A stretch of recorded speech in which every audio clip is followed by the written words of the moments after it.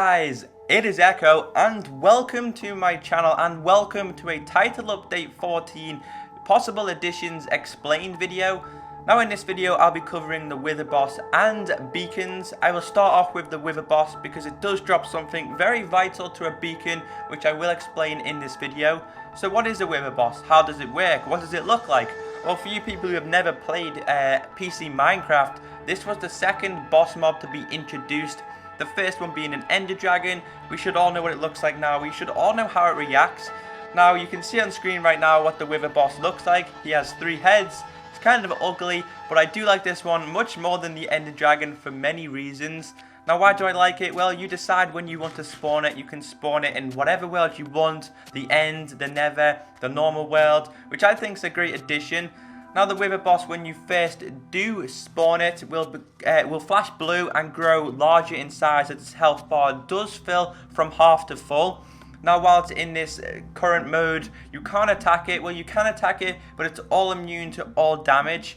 Now it does deliver a very high large explosion which can destroy nearby blocks, so I wouldn't recommend pretty much spawning a Wither Boss near your house or where you're starting to live. I would recommend building a little arena. This way you can take your time to get everything that you do need. Now how do you create a Wither Boss? Well, you create a Wither Boss with soul sand and nether skeleton heads. Wither skeleton heads, sorry. Now wither skeleton heads you do find in the nether and are pretty rare. They're not always dropped when you do attack them. Now I would recommend going to the nether with the likes of a looting sword.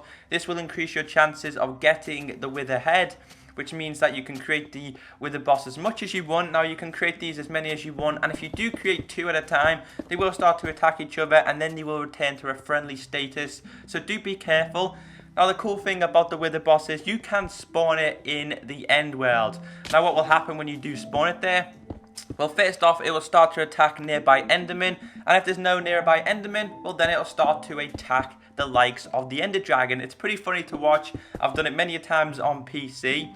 Now for you people who have never played with the Wither Boss, I would recommend armoring yourself up as much as possible because they're dangerous. Now how do you build one? Well, the layout for building one is very similar to an iron golem. It is a T-shape, but instead of having 1 head in the middle, you need 3 wither skeleton heads all the way across the top. Like I said, that is how it will grow, and that is how it will start to form into a certain way. Now its behavior, well, it behaves in many different ways. It's quite quick. It will fly up in the air if you do attack it. It's more mobile, should I say, than the ender dragon. It doesn't just go around in one direction and then straight attack you. It's kind of confusing, but I do like it a lot. Now if you're playing on normal hard difficulties, then when the Wither Boss does attack you and hit you, it's kind of a very similar effect the way you get poisoned, except that it can kill the player and turns the health bar black, making it very difficult to tell at glance how many hearts are still full. So the Wither Boss is going to be a great addition. Like I said, guys, check out the description, check out how much on the wiki is available on this certain boss. I think it's going to be a great addition, and fingers crossed that it is introduced. Now the next thing we'll be focusing on is a beacon, but before we do, what happens when you kill the Wither Boss? Well, when you do kill it, it explodes, you get a lot of XP, and it does drop a nether star. Now a nether star is pretty cool. They look really unique, and a lot of people do kind of class them as trophies when you kill the likes of the Wither Boss. Now the nether star is used to power up a beacon. This is the ingredients, and this is the input on screen of what the beacon looks like. I believe it's just 5 glass, 1 nether star in the middle, and on the bottom it's just obsidian. So yeah guys, the beacon will be a great addition. Now it has 2 main features, I believe, of uses. The first one being it's a landmark beam reaching into the sky which can be visible from far away, which just means that you might not lose your house. You can find it because all you have to do is look for that giant light source. Now it's also possible to be a functional beam is required in order to produce powers which buff players from a certain radius. Now the likes of a beacon does emit a lot of a bright source of light which is even stronger than torches. Now with the same luminance of underwater function as a glowstone and a jack-o'-lantern, a lot of people seem to build these in like pyramid styles. I don't know why they do that. I think that's just the way people like to have their house or have their location.